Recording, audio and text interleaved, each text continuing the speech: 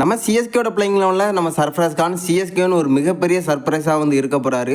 கன்ஃபார்மாக சிஎஸ்கே இவருக்கான ஆடுலோன் வாய்ப்பை வந்து கன்ஃபார்மாக கொடுக்க போகிறாங்க. இதுக்கான காரணம் என்ன, யாரோட இடத்துல இவருக்கான வாய்ப்பு வந்து கிடைக்க போகுது, நம்ம சிஎஸ்கே இவரை எந்த இடத்துல வந்து யூஸ் பண்ணால் நல்லாயிருக்கும், எந்த இடத்துல யூஸ் பண்ணுறதுக்கான வாய்ப்புகள் இருக்குது, இதை பற்றின ஒரு ஃபுல் டீட்டெயிலை பற்றியும் பிரசாந்த் வீரை பவர் பிளே ஓவரில் நம்ம சிஎஸ்கே கன்ஃபார்மாக வந்து யூஸ் பண்ண போகிறாங்க. ஏன்னா அந்த மாதிரி பல சம்பவங்களை வந்து இப்போ பண்ணிக்கிட்டு இருக்காரு. ரீசெண்டாக என்னென்ன சம்பவத்தை வந்து பண்ணியிருக்காங்க, சிஎஸ்கேயோட பவர் பிளேயில் இவரால் பவுலிங் பண்ண முடியுமா, அப்படி பண்ணால் என்னென்ன சம்பவத்தை பண்ண முடியும், இவரோட பவுலிங் பர்ஃபார்மன்ஸ் இது வரைக்கும் எப்படி இருந்திருக்கு அப்படிங்கிறதையும் இந்த வீடியோவில் பார்த்துடலாம். அதுக்கு முன்னாடி சேனலுக்கு புதுசாக இருந்தீங்கன்னா சப்ஸ்கிரைப் பண்ணிக்காங்க. இந்த வீடியோக்கு ஒரு லைக் கொடுக்கலன்னா லைக்கை கொடுத்துருக்கேன். ஃபர்ஸ்ட் நம்ம பிரசாந்த் வீரை பார்த்துடலாம்.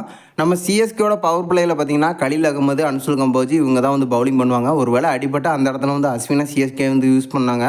ஸோ இப்போ பார்த்தீங்கன்னா அஸ்வின் நம்ம சிஎஸ்கேல இல்லை. அந்த இடத்துல ஒரு முக்கியமான பவுலராக யார் இருக்க போகிறாங்க அப்படிங்கிற ஒரு மிகப்பெரிய கேள்விக்கு இப்போ ஒரு மிகப்பெரிய விட வந்து கிடச்சிருக்கு. கன்ஃபார்மாக பிரசாந்த் வீர் அந்த இடத்துல வந்து பவுலிங் பண்ண போகிறாரு. இப்போதைக்கு பார்த்தீங்கன்னா டொமஸ்டிக் மேட்ச்சில் பவர் பிளேயில் சூப்பராக வந்து பவுலிங் பண்ணிகிட்டு இருக்காரு. 5 ஓவரை வீசி வெறும் 14 ரன் தான் வந்து கொடுத்துருக்காரு நம்ம பிரசாந்த் வீர். ஸோ இப்போதைக்கு பார்த்தீங்கன்னா டொமஸ்டிக்கில் கலக்கிற பிளேயர் தான் எல்லா மேட்ச்லையுமே வந்து கலக்கிட்டு இருக்காங்க ஐபிஎல்ல.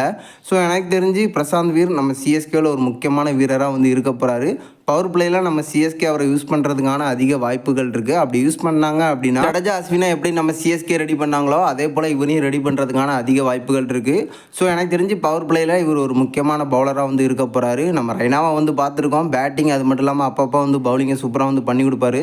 ஸோ அது போல் இவரும் இருக்கிறதுக்கான அதிக வாய்ப்புகள் இருக்குது. பட் இருந்தாலும் நம்ம சிஎஸ்கே இவரை வந்து யூஸ் பண்ணுறாங்களா அப்படின்னு நம்ம வெயிட் பண்ணி தான் பார்த்தாகணும். அடுத்து நம்ம சர்ப்ரைஸ் கான பார்த்துடலாம். நம்ம சிஎஸ்கேக்கு பிளேயர்ஸ் வந்து கிடைக்கல. ஸோ அதுக்கப்புறமா அன்சோல்டான நம்ம சர்ப்ரைஸ்க்கான சிஎஸ்கே வந்து எடுத்துகிட்டு வந்திருந்தாங்க.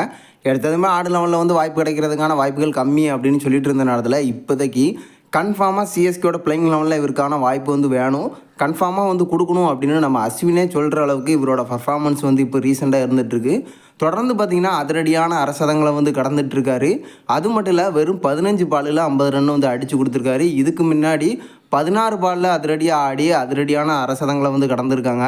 இப்போ நம்ம சர்ஃப்ராஸ் கானோட ஃபார்மை பார்த்திங்கன்னா ஒரு செம்மையான ஃபார்மில் வந்து இருந்துகிட்ருக்காரு.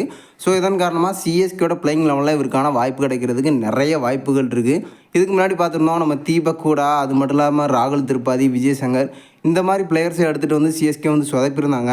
பட் எதிர்பார்க்காத வீரராக உள்ள வந்த சர்ஃப்ராஸ் கான் சிஎஸ்கேயோட பிளேயிங் லெவலில் ஒரு மிகப்பெரிய சர்ப்ரைஸாக வந்து இருக்க போகிறாரு. யாரோட இடத்துல இவருக்கான ஆடுலோன் வாய்ப்பு கிடைக்கிறதுக்கான வாய்ப்புகள் இருக்குது அப்படின்னு கேட்டிங்கன்னா இப்போதைக்கு யாரோட இடத்துல வேணாலும் வாய்ப்பு கிடைக்கிறதுக்கான சான்ஸ் இருக்குது. ஏன்னா அந்தளவுக்கு ஃபார்மில் வந்து இருக்கார்.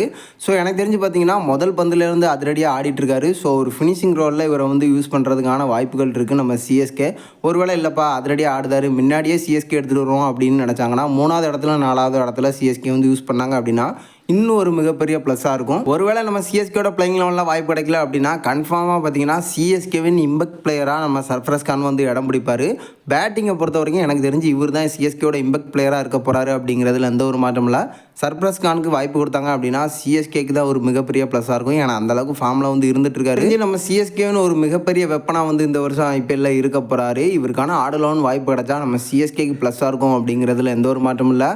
நீங்கள் என்ன நினைக்கிறீங்க, நம்ம சர்ஃப்ராஸ் கானுக்கு சிஎஸ்கேயோட பிளேயிங் லெவலில் வாய்ப்பு கிடைச்சா என்னென்ன சம்பவத்தை பண்ண முடியும், பிரசாந்த் வீரை ஒரு பவுலராக நம்ம சிஎஸ்கே வந்து யூஸ் பண்ணுவாங்களா, இதுக்கான வாய்ப்புகள் எவ்வளோ இருக்குது அப்படிங்கிறத மறக்காமல் நம்மளோட கமெண்ட் பாக்ஸில் தெரிவிச்சிருங்க.